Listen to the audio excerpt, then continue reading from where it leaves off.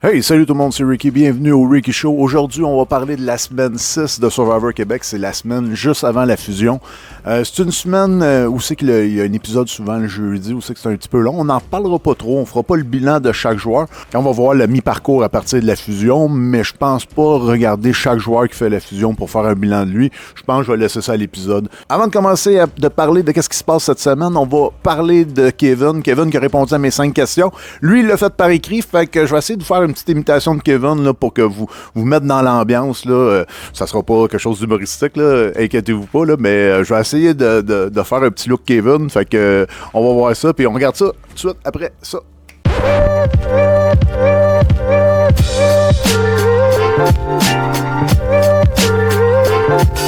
Bon, pour faire mon imitation de Kevin, j'ai besoin de quelque chose dans mon décor. Je vais aller le chercher.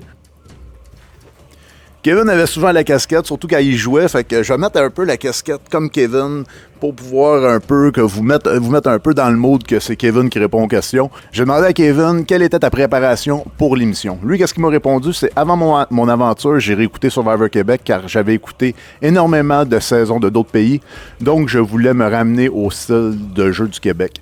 Côté physique, j'ai travaillé mon cardio seulement. Je pense que c'est un bon entraînement. Je pense que le cardio, c'est vraiment une des choses les plus importantes à Survivor Québec.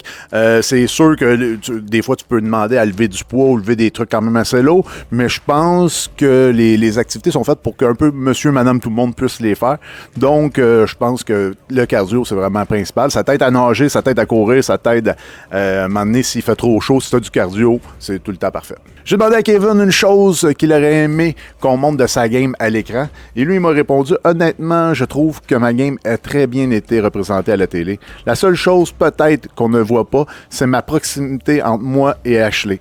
Dans les premiers Malaki, nous étions très proches. Mais je pense que dans la suite, dans le deuxième YouGat, on voit quand même que Kevin tente vraiment de se rapprocher de Ashley pour essayer de renverser le vote sur Marie-Lou. On le voit beaucoup, fait que je pense que j'ai pas de misère à croire ce qu'il dit. Après ça, j'ai demandé à Kevin quel était son meilleur moment hors caméra. J'ai énormément de bons moments hors caméra. Il y a beaucoup d'inside avec les joueurs et la médic sur Malaki 1.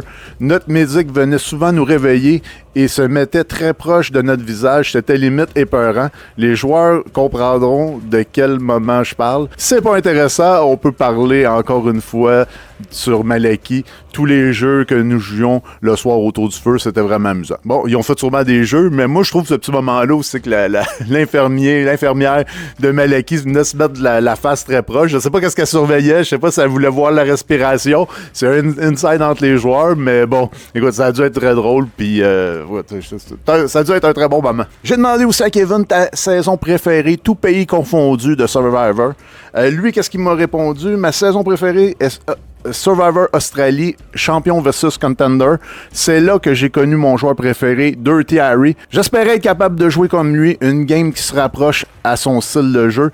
Je vais pas vous cacher qu'il est pas mal meilleur que moi pour rester calme quand il était dans le trouble. Écoute, j'ai jamais vu cette saison-là, puis je pense que, écoute, moi, j'ai plein de saisons à écouter avec tout ce que le monde me dit. Là. J'ai vraiment hâte de pouvoir en écouter plein. Là. Ma stratégie de départ était de garder la tribu forte et de focusser là-dessus. Je voulais avoir une alliance majoritaire au début, rouler avec cette alliance-là jusqu'à la fusion. Et après, mon idéal aurait été d'être avec une autre personne, un vote pivot, et me promener avec cette personne-là d'un bord puis de l'autre. Ce qui aurait peut-être pu fonctionner si moi et Elodie, nous étions rendus à la fusion, je crois que nous aurions eu l'occasion de faire ça.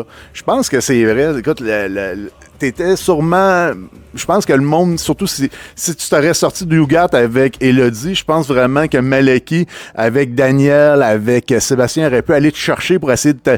Puis là, je pense que t'aurais pu swinger d'un bord puis de l'autre, ou peut-être rester un peu avec YouGat pour essayer d'affaiblir un peu Malaki, puis après ça, aller avec Sébastien, puis peut-être Geneviève aussi, surtout Geneviève qui voulait beaucoup travailler avec vous autres. Je pense vraiment que ça aurait marché, mais écoute, t'as joué une super belle game, Kevin. Je pense que t'as joué aussi une game comme tu voulais, puis tu peux être fier de toi. Écoute, je pense que Préfusion t'as vraiment marqué l'histoire de Survivor Québec saison 3. Bon, fini mon imitation de Kevin, j'ai été remettre ma casquette dans mon décor. C'est la même casquette que j'avais, moi, quand j'ai fait Survivor. Des fois, quand j'avais une casquette, c'était vraiment celle-là. Puis, c'est dans mon décor, avec tout mon équipement aussi que j'avais, mon sac, ma gourde, toutes mes affaires sont dans mon décor. Un moment donné, peut-être que je vous montrerai, mes bandeaux aussi sont là, encadrés en quelque part. Fait que, un moment donné, peut-être que je vous ferai peut-être une photo, je vous montrerai un peu c'est quoi qui est dans mon décor, puis je vous expliquerai. Mais lundi, on commence avec le retour au camp de Malaki. Je pense que Geneviève est accueillie un peu en héros chez les Malaki. Tout le monde est content de ne pas avoir été au conseil parce que c'est elle qui a gagné contre Myriam au jeu des chiffres de mettre ça de 0, de 99 jusqu'à 1. Vraiment, c'était un bon coup de sa part. Puis vraiment, elle a été vraiment rapide. Là. Elle a dépassé totalement Myriam. Après ça, on voit le retour de Huguette. Huguette qui a été en conseil. Huguette il n'y a pas eu de surprise. C'est Kevin qui est parti. Puis je pense que le monde ne sont pas surpris. Ils sont pas joyeux non plus. Je pense que tout le monde est humble là-dedans. Puis tout le monde un peu comprend un peu Mélodie, est un peu à côté du vote. Puis je pense qu'ils sont tous solidaires avec elle. On voit que c'est plus léger pour Marie-Lou. On voit qu'elle est heureuse du résultat. Puis là, ils vont peut-être commencer à penser à faire une stratégie pour sauver le soldat Ryan. Peut-être essayer d'y faire un genre de fausse immunité pour que Sarah puisse faire assembler comme quoi qu'elle donne quelque chose ou quelque chose comme ça. Mais ça va commencer à penser et à cogiter de ce côté-là. Le lendemain, on se rend compte qu'Élodie ne se sent pas dans les discussions. Il n'y a personne qui va y parler de stratégie. Il n'y a personne qui amène un plan.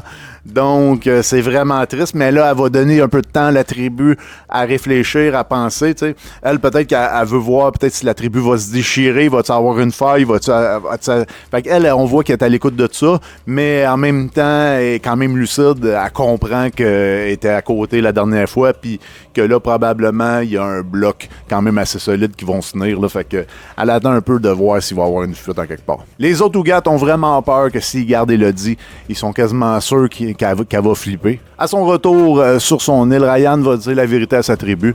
Ou je pense que c'est le lendemain. C'est le lendemain qu'il va dire comme quoi qu'il n'a pas eu l'immunité, que Sarah, même ça y a parlé proche, il a rien donné. Mais ça, je pense que c'est quand même un bon jeu. Il dit ça parce que s'il aurait dit, admettons, il dit que Sarah lui a donné l'immunité, mais là, le monde va pouvoir lui demander montre-nous la don. On veut la voir. Fait que là, s'il n'y a rien à montrer, il est quand même mieux de dire qu'il n'y a rien. Puis, même s'il l'aurait, là, puis à la dernière seconde, ou même s'il y a quelque chose de faux dans les poches, puis à la dernière seconde, sortir ça, puis créer une surprise à la dernière seconde, parce que là, il va avoir des comptes à rendre si jamais il dit qu'il y a l'immunité. Fait que je pense que c'est vraiment bien joué de sa part. Il n'a pas abandonné son plan de pouvoir utiliser cet argument-là, mais je pense qu'il fait juste le repousser un petit peu à plus tard. Il y a eu aussi un petit retour sur le plan Daniel, parce que il faut se rappeler que si jamais Malaki avait été au conseil, ben ça serait Daniel qui serait parti. Puis là, Geneviève dit à Seb qu'il a un peu mal joué parce que Seb aurait dit à Ryan qu'il était pas en danger. Il l'a mis au courant, dans le fond, du plan Daniel. Puis c'était pas si nécessaire que ça. Puis selon Geneviève, ben c'était une information de trop parce que, écoute, si Sarah aurait eu à jouer une immunité, elle aurait pu la jouer. Ou si elle y avait donné, mais Ryan aurait pu jouer son immunité en pensant qu'il était en danger. Fait que c'était quand même une erreur de sa part. Puis j'ai trouvé ça brillant de Geneviève de dire ça. Puis moi, je serais Seb, je ferais comme genre, oh, elle sait comment jouer. Je sais pas si c'était une bonne idée de dire cet argument-là, c'est être Geneviève, mais tu vois vraiment qu'elle a compris la game, puis elle l'aurait pas dit à Ryan, elle l'aurait laissé dans le doute.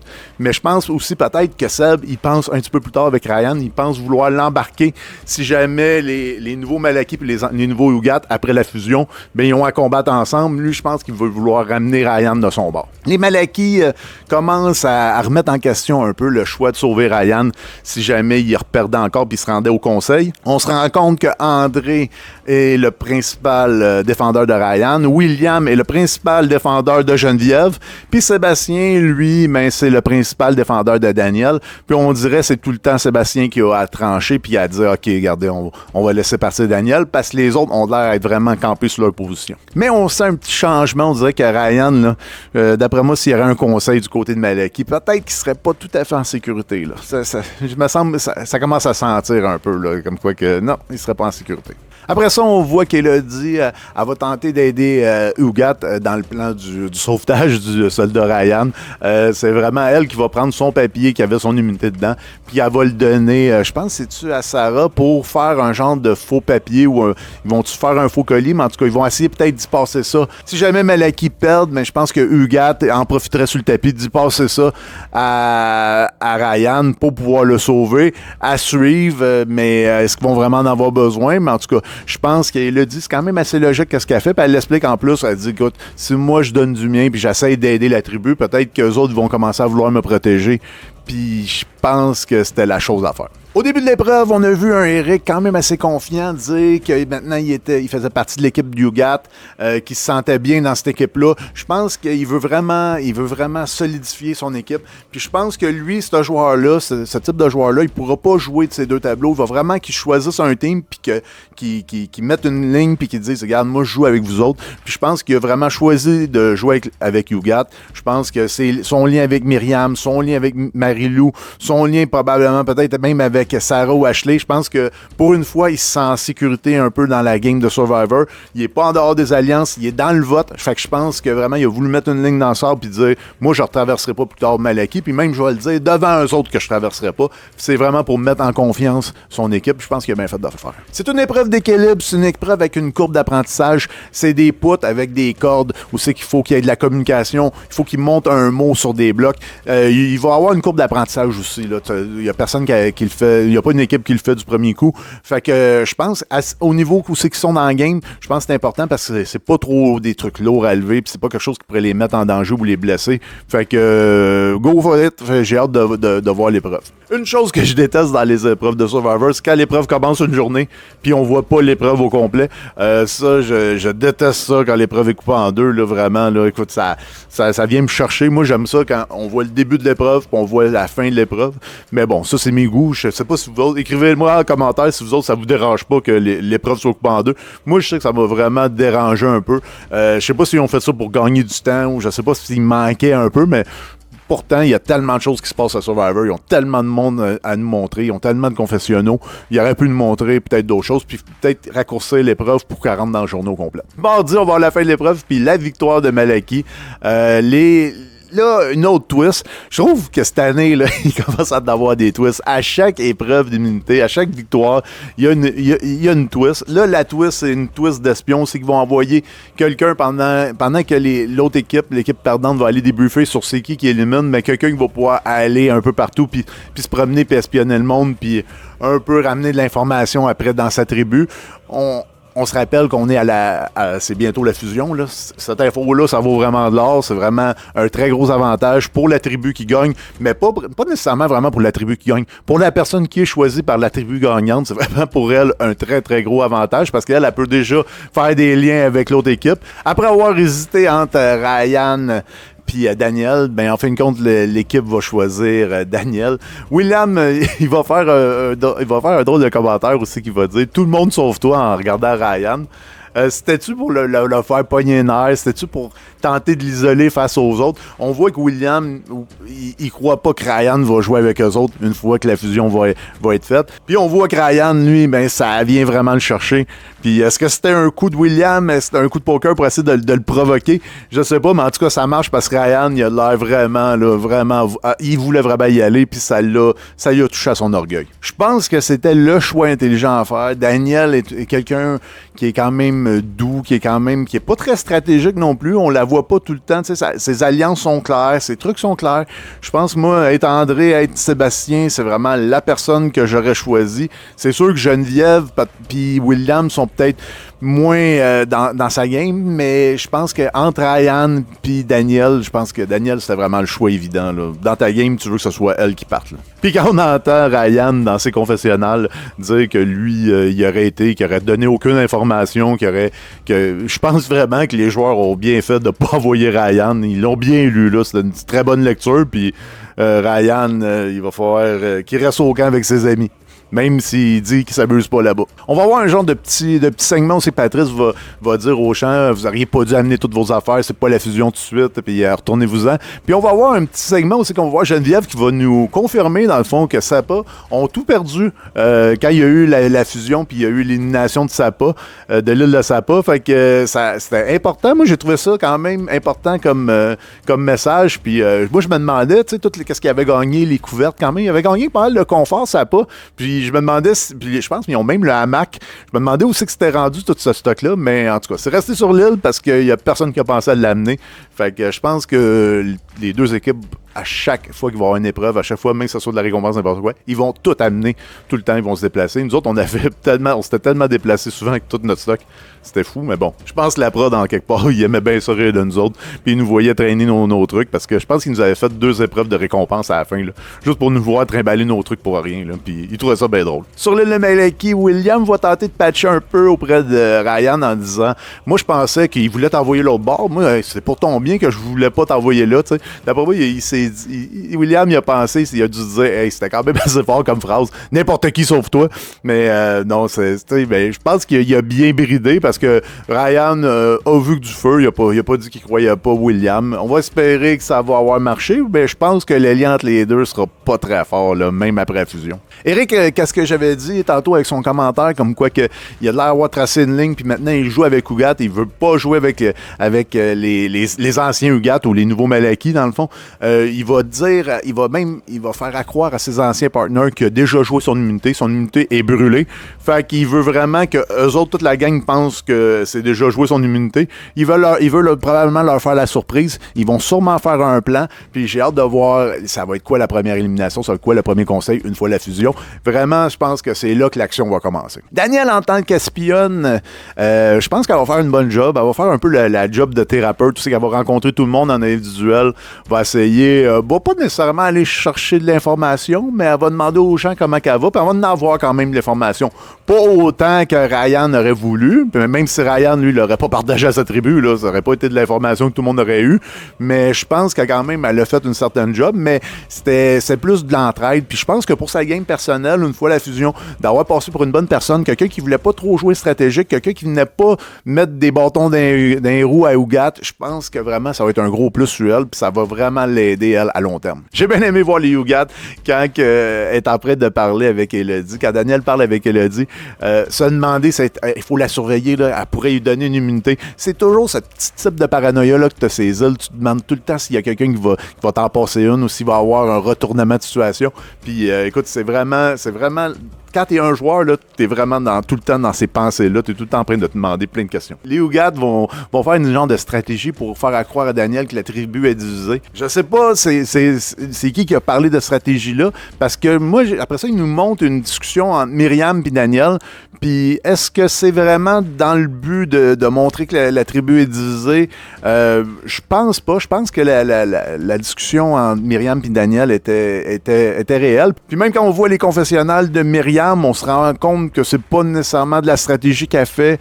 Oui, elle montre ses émotions, tout ça. Moi, je pense qu'elle veut vraiment recréer des liens avec Daniel. Je pense qu'elle veut vouloir jouer ces deux bords. En même temps, probablement qu'elle voulait pas vendre toute l'information. Elle voulait protéger Ugat.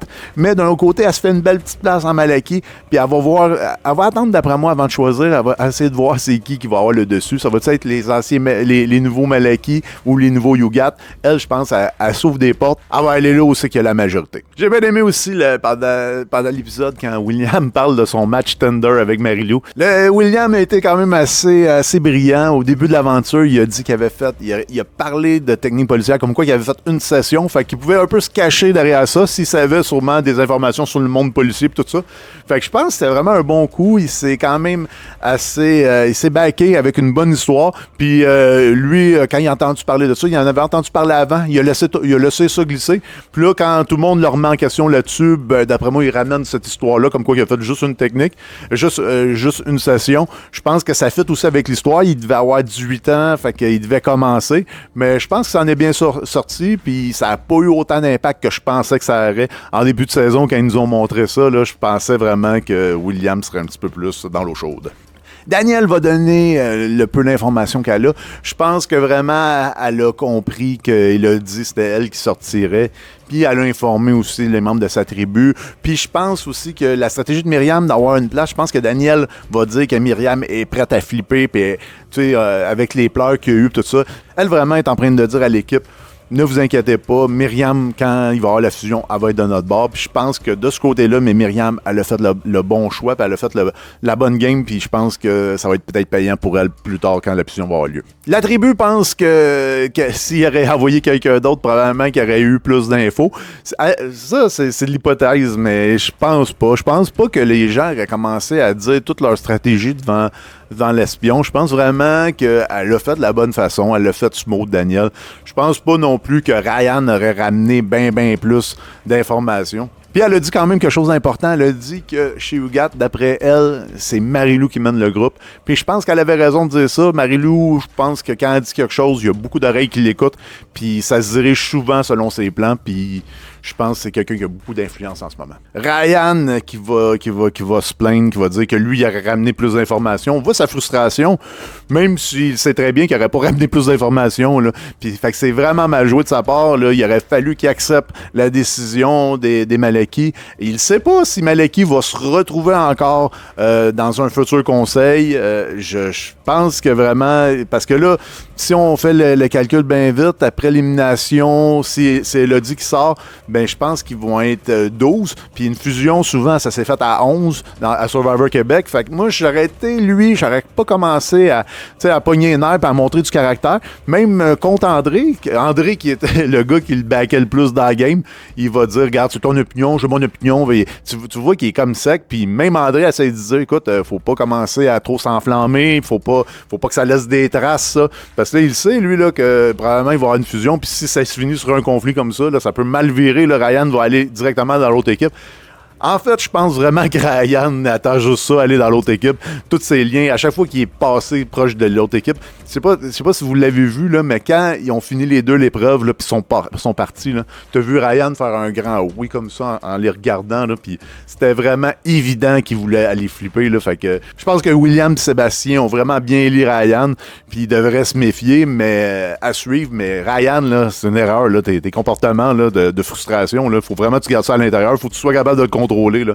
Mais à suivre. Est-ce que ça va avoir un impact? On ne sait pas. L'épisode de mercredi, on se rend compte que Élodie semble accepter son départ. D'après moi, on l'a peut-être pas vu, mais elle a eu sûrement des conversations avec tout le monde, puis elle voit que toutes les portes se sont fermées. Je pense pas qu'elle aurait baissé les bras sans au moins essayer quelque chose. Moi, je suis quasiment sûr qu'elle a même peut-être relancé l'idée de l'alliance de filles. Ça a probablement pas marché. Fait que elle sentait que c'était elle qui s'en allait. Fait que je pense qu'elle a bien fait de parler aux autres puis de dire, regarde, je vais m'en aller dans la vérité. Puis je pense que les autres ont bien fait aussi d'être clairs avec elle puis de pas y jouer un double jeu. Je pense que Élodie, c'est sûr que sa game, à un moment donné, elle a bifurqué d'eux autres, mais je pense qu'aussi, ils ont travaillé un bon moment de temps en équipe ensemble, toute la gang. Fait que je pense que c'était bon pour toute la gang que la vérité se dise. Surtout que tout le monde le sait, puis c'était évident, fait que il n'y a rien eu de caché. Puis Élodie ne pouvait pas sortir une deuxième immunité de son chapeau, fait que c'était sûr, c'est elle qui partait. Pendant le conseil, il y a beaucoup de... Patrice va essayer de tenter de mettre la chaleur sur d'autres joueurs. Il va parler des immunités d'Éric, de Sarah. Puis là, Éric et Sarah vont dire que c'est pour la tribu. C'est pour quand la fusion va arriver, il va y avoir probablement un combat entre les deux groupes. Les anciens Malekith, les anciens Ugat. Fait que ces immunités-là vont être pratiques pour cette guerre-là.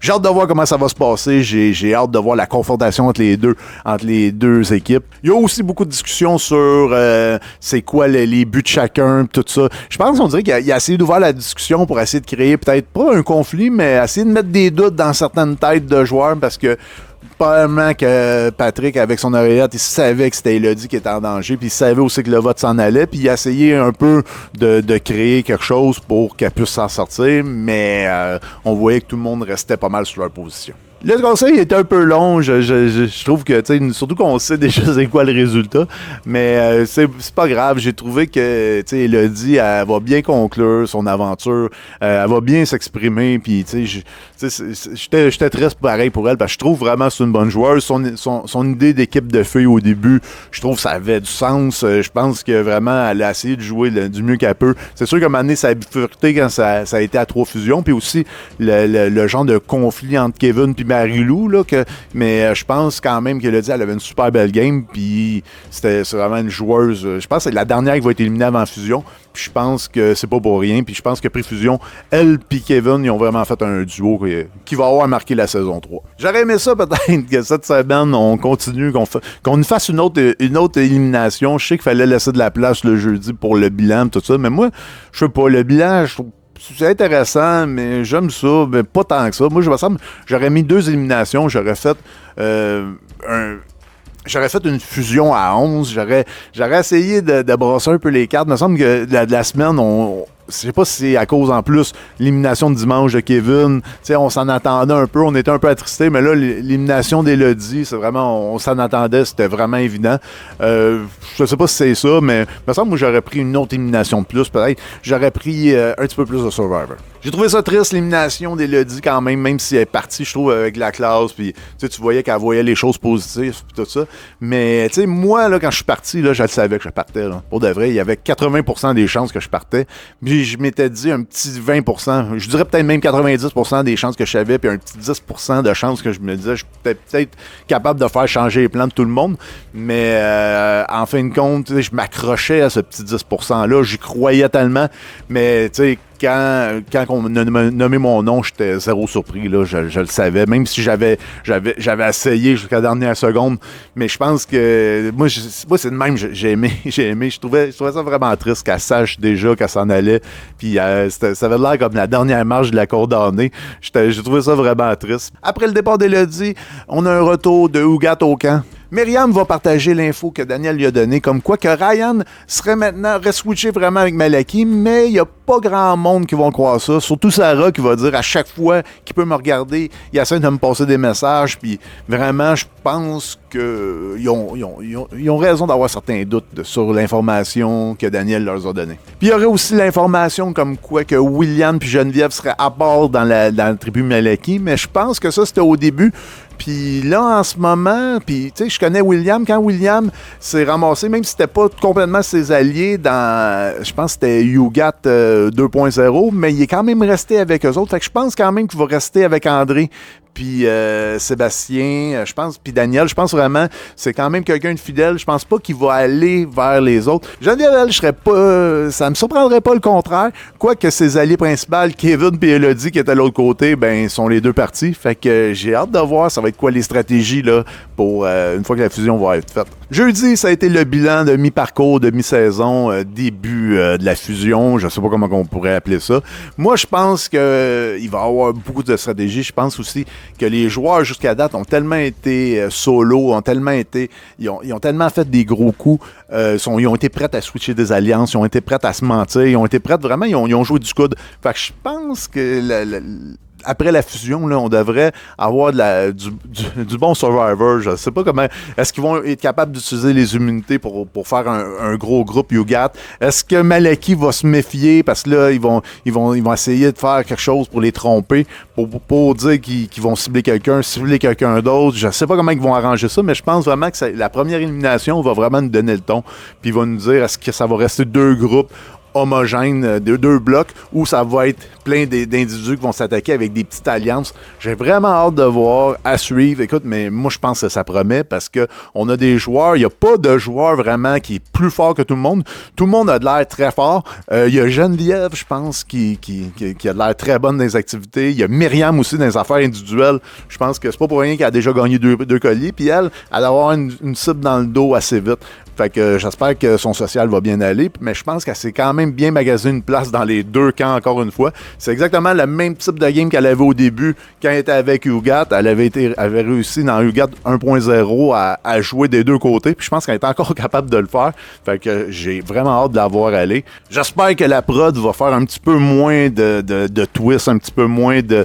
sais, je pense que, vu qu'il n'y a pas d'île de la rédemption, je pense vraiment que la personne qui va gagner ne sera pas sauvée par l'île de la rédemption ou par n'importe quelle autre île ou par n'importe quel autre twist. Puis je pense que ça risque d'être cool aussi. Moi, j'aime ça quand les joueurs se battent, quand ils font des stratégies entre eux autres. Puis j'espère qu'on va les laisser faire les stratégies entre eux autres. Puis on va pas tout le temps mettre des twists pour essayer de changer la game. Parce que là, de toute façon, là, les alliances, là, ça va toffer jusqu'à temps que ça toffe. Puis d'après moi, avec les joueurs qu'on a, ça risque de switcher pas mal souvent.